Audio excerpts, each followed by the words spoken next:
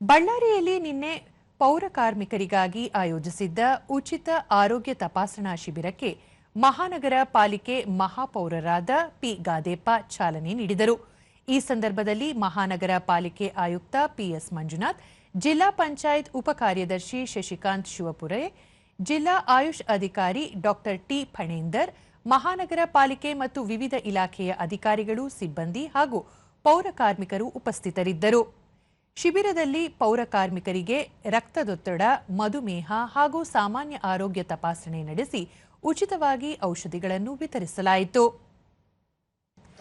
ಬಳಿಕ ಪಿ ಗಾದೇಪ್ಪ, ರೋಗಗಳು ಬಂದ ನಂತರ ಚಿಕಿತ್ಸೆ ಪಡೆಯುವುದಕ್ಕಿಂತ ಬರುವ ಮುನ್ನವೇ ಸೂಕ್ತ ಮುನ್ನೆಚ್ಚರಿಕೆ ವಹಿಸುವುದು ಅಗತ್ಯ. ಉಚಿತ ಹಾಗೂ ರಿಯಾಯಿತಿ ದರದಲ್ಲಿ ಸಿಗುವ ಸರ್ಕಾರಿ ಸೌಲಭ್ಯಗಳ ಪ್ರಯೋಜನ ಪಡೆಯಬೇಕು ಎಂದರು.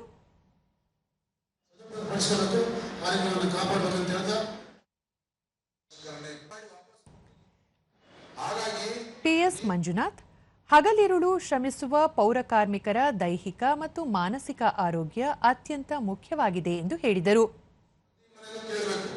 ಯಾವ ಮನೆಯಲ್ಲಿ ಫಾರ್ಮ್ ವಾಪಸ್ ಕೊಟ್ಟಿಲ್ಲ ಅಂತವರಿಗೆ ಇವತ್ತೇ ವಾಪಸ್ ಕೊಟ್ಬಿಡಿ, ನಿಮ್ಮ ಬಿಎಲ್ಒ ಅಂತ ಅವ್ರಿಗೆ ತಿಳಿಸಿ ಹೇಳಿ. ಶಶಿಕಾಂತ್ ಶಿವಪುರೆ, ನಗರದ ನೈರ್ಮಲ್ಯಕ್ಕಾಗಿ ಬೆಳಗ್ಗೆಯಿಂದ ಸಾಯಂಕಾಲದವರೆಗೆ ಶ್ರಮಿಸುವ ಪೌರ ಕಾರ್ಮಿಕರು ತಮ್ಮ ಆರೋಗ್ಯದ ಕುರಿತು ನಿರ್ಲಕ್ಷ್ಯ ವಹಿಸಬಾರದು. ಸರ್ಕಾರದಿಂದ ನೀಡಿರುವ ಸುರಕ್ಷತಾ ಕವಚಗಳನ್ನು ಕಡ್ಡಾಯವಾಗಿ ಬಳಸಬೇಕು ಎಂದು ಮನವಿ ಮಾಡಿದರು. ಭಾವಚಿತ್ರದೊಂದಿಗೆ ಬರ್ತದೆ. 2002ರಲ್ಲಿ ಈಗಾಗಲೇ ನೀವು ಚುನಾವಣೆಯಲ್ಲಿ ಭಾಗವಹಿಸಿದ್ದೀರಿ ಅಂತಂದ್ರೆ ಈ ಚಿತ್ರದೊಂದಿಗೆ ಬರ್ತದೆ.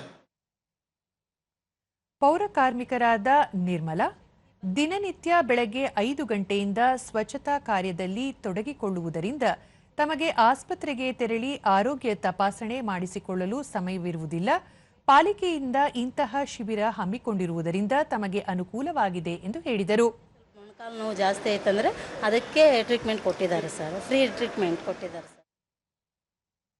ಪಾಲಿಕೆ ವಾಹನ ಚಾಲಕ ಕಾಳಿದಾಸ, ತಮ್ಮ ಆರೋಗ್ಯದ ಬಗ್ಗೆ ಕಾಳಜಿ ವಹಿಸಿ ಹಲವು ತಪಾಸಣೆ ನಡೆಸಿ ಉಚಿತ ಔಷಧಿ ನೀಡಿದ್ದು ಸಂತಸ ತಂದಿದೆ ಎಂದರು. ಒಂದು ಸುದ್ದಿ ಗೊತ್ತಾದ್ಮೇಲೆ ಎಲ್ಲರಿಗೂ ಖುಷಿ ಆಯಿತು. ಈ ಥರ ಒಂದು 6 ತಿಂಗಳಿಗೊಂದ್ಸರಿ ಇಲ್ಲ ವರ್ಷಕ್ಕೊಂದ್ಸರಿ ತಪಾಸಣೆ ಮಾಡಿಸ್ಬೇಕಂತಾಗಿ ನಾನು ಕೋರ್ತಾ ಇದ್ದೀನಿ.